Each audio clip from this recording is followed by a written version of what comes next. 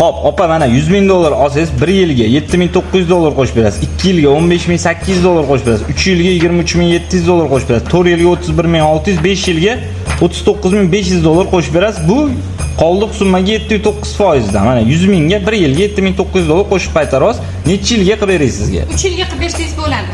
3 yilga qiynalib qolmaysizmi? Yo'q, 3 yilga bormaydi, bemalol yopib tasha olaman. Dasturchilik pagashiniga bormisizlar? Dasturchilik pagashini bor. O'sha kungacha bo'lgan foizini to'lab berasiz bo'ldi. Misol uchun 3417 dan chiqyapti, to'labga olsiz. 20 oyda olsangiz 20 oygacha bo'lgan foizini to'lab berasiz. Garovga o'sha uyingizni qo'yasiz. Bu yuridik shaxslar beriladi. Tushuntirdim. MCJ ochib, o'sha ishingizni bitirib beramiz. 0 firma bilan.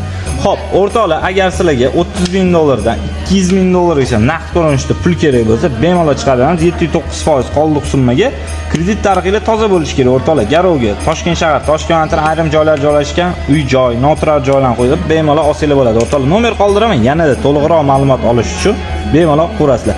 Xarajatini eng minimalni qilib bering, to'g'rimi opa? To'g'ri, juda ham ma'qul keldi menga. Ishinglarni omadli bersin. Rahmat, salomat bo'ling.